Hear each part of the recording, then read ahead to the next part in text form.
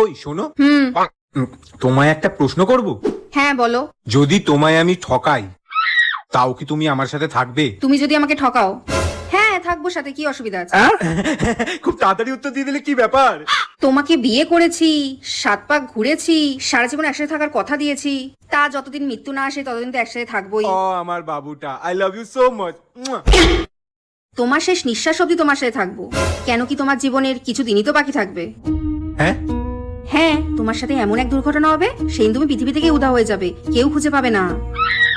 তোমার সাথে কি হয়েছে, কি করে হয়েছে, কে করেছে, কেউ বুঝতে পারবে না।